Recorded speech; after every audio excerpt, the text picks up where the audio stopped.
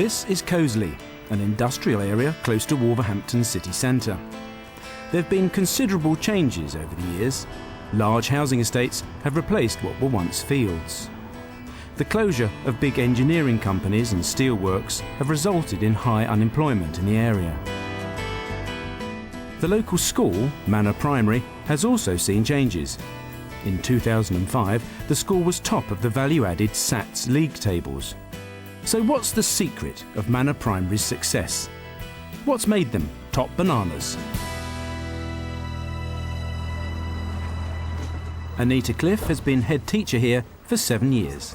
A typical day at Manor Primary School now is very varied. I try to ensure I teach so that I get a good overview of where children are at in a range of subjects. I make sure I catch up with all groups of people, the office staff and teaching assistants and teachers, caretakers and cleaners, so that across the day you've had contact with everybody. Hiya, Julie. Okay. Anita catches up with Julie Mills, the deputy head teacher, to discuss a Year 6 science lesson they'll be teaching together. Oh, brilliant. Looking back, what was the school like when she first arrived? When I first arrived, the school building was very, very bleak. No colour. Classrooms were very poorly resourced. For example, that used to be a library area, and it's a typical shot of a classroom. The children were positive and generally hard-working. There were lots of behaviour issues.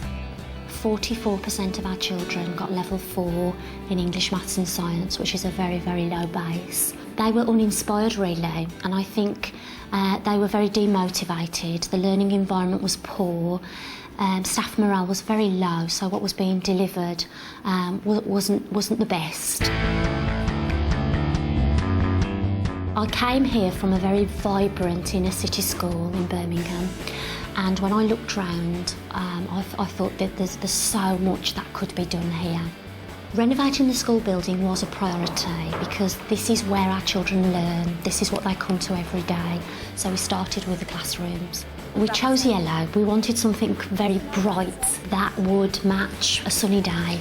We then focused in on children's display and valued the outcomes of their learning and made the school display look vibrant and stimulating. ICT in the school was non-existent. Anita has made a huge investment by placing computers and interactive whiteboards in every classroom. She's also introduced multimedia equipment, which children use as an integral part of their learning. Now we are finding that we have 100% of our children achieve level 5 ICT by the end of the year, and we have for the past 3 years. Which one's that, the timber framed one? Yes. Staff no longer plan in isolation. They work as teams within their key stage, sharing expertise and ideas. Yeah. Training in leadership and key skills was also provided for every member of staff. Inevitably, there was some opposition, and what I would do is pick those people off and work with them individually and then build groups up and include them and take on board their viewpoints and talk them through why we need to move and where we're going. Some of the biggest barriers for staff was the fast introduction of ICT, the introduction of whiteboards. They quite quickly, with one-to-one support, picked up key skills, and I think things they've laughed about were when children would stand up and say, "Miss, actually this is what you've got to do," when things crashed. Right, our first question. How long would a runner take to go 50 metres? I want you to not just write the answer on your board, but how you worked it out as well. There has been a really big focus here on the development of teaching and learning styles. And as children move from class to class, they find that in every class, so it's consistent. Learning is very visual, it's very tactile, it's very exciting, and it's very hands-on. Anita is certainly a hands-on head, observing and taking part in many lessons.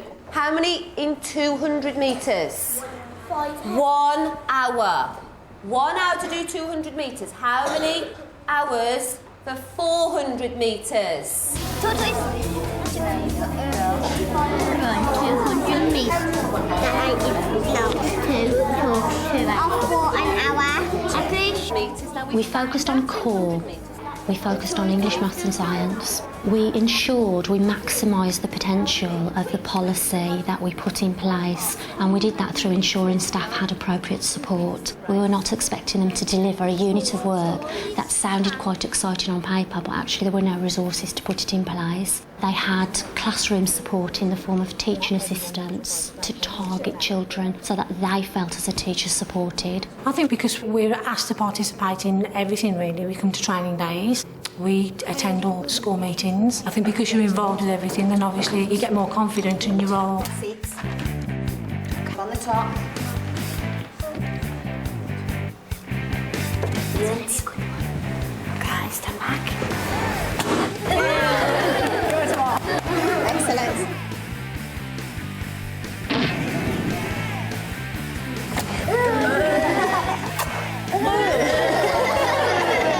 The air above the egg has got more strength because inside the bottle the air's got burnt out because fire needs air to burn. Let's see if we can apply the things that we have learnt to a SAT-style question. We don't cram for SATs. We make sure our curriculum is broad and balanced, exciting and enriching in every year group.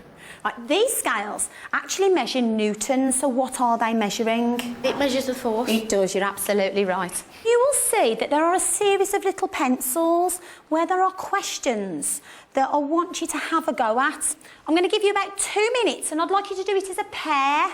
We gradually introduce SATs into Year 6. When teachers deliver learning, they'll weave a SATs question in so children know what they look like, but it's always in context, it's always about something they have just learnt, so children can see it for what it is. And then just a few weeks before SATs, we would do an odd SATs paper so children could see one in context and get used to the time they have so that there's no stress and pressure about SATs.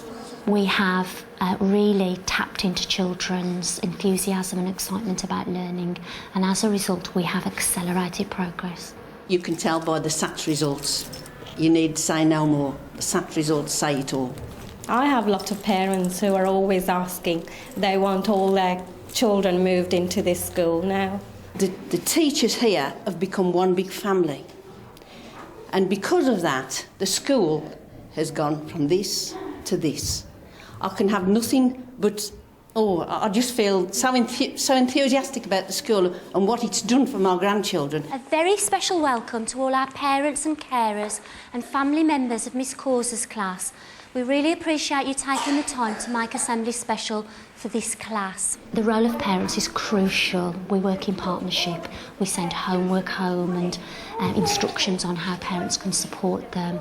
We offer workshops on our curriculum. We offer parent training sessions. They feel very secure that their children are making progress.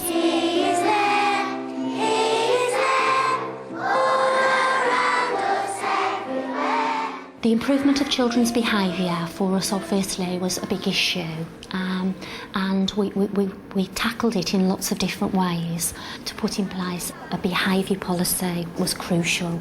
We involved all staff, we involved our parents, our children and the community. Because everybody was involved, everybody believed in it and everybody put it in place. The school's most recent project has been the redevelopment of the playground, and as with everything else at Manor Primary, Anita has worked in close partnership with the governing body. But the success of this project is because, most unusually, the children were asked to design this area for themselves. As you can see, they're really loving it. Mary, how's the games going at dinner time? Fine, they're all interacting well. They love their quiet corner over there where they can sit and read their books. Yeah, and the pirate ship? Pirate ship, beautiful. But then they helped design it, haven't they? Yeah. So everything they've helped design they love. We did questionnaires with all of our children, we interviewed children, we set up a school council so that there was ownership at every level. We went into assembly, we asked all these children to draw pictures of what they wanted in this playground. These are the ones that came out on the papers. We have been having feedback of the children at school council saying how much they like the play equipment and how much they love it to play on. The school council raised money by doing Christmas fairs, summer fairs, and we did a sponsored walk all around the school. Obviously, we've put in place a range of changes, and that comes with a significant cost. We do masses of fundraising ourselves. We set up a Friends of Manor group and again tapped into parents. We have developed an excellent relationship with the local education authority, and they have recognised that we've moved standards of achievement very fast here, and we have created a very special place. We are a school they use for other teachers to come into and have a look at, and we do support them in the development of work in other schools, and as a result that brings funding for us. Literally anything we can tap into, we'll tap into. We'll even draw funds 3 years ahead, and we've just recently drawn the next 3 years funding down of devolved capital as part of the funding for our dance, drama and music studio. I do a lot of teaching, and so does Julie, our deputy.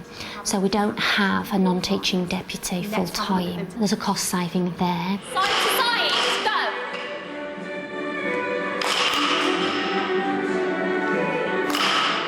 We have introduced a broad range of after-school clubs. It's one way in which we can develop children's skills, their talents. There are now 17 that run in any 1 week. Mrs Mills, at the start of your career, why did you choose to work at this school? Well, I think it probably was a case of Manor chose me and I chose Manor. Do you still have any long-term ambitions? What are they? Well, I think long-term it's about us continuing to make our school as successful as it possibly can be. They're run by staff, they're run by teaching assistants and teachers, and they're run by people from our community.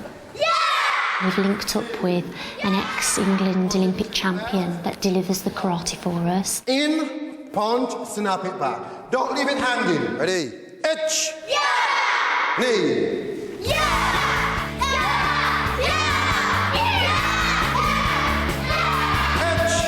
Out in front.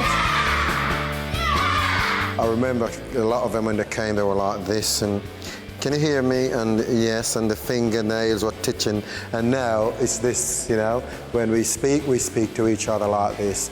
And I just find that really great for my students. The turnaround for Manor Primary has taken 7 years to achieve. So what advice would Anita give to other schools in her position? Focus on the children and the people that are working in the school. Tap into their strengths, get them on board, make them feel included, build an ethos together, work on the learning environment, make it exciting for the children, involve the children in the development, involve the parents, involve the governors and anybody else that you can tap into, because they will really inject energy. And would she have done it any differently?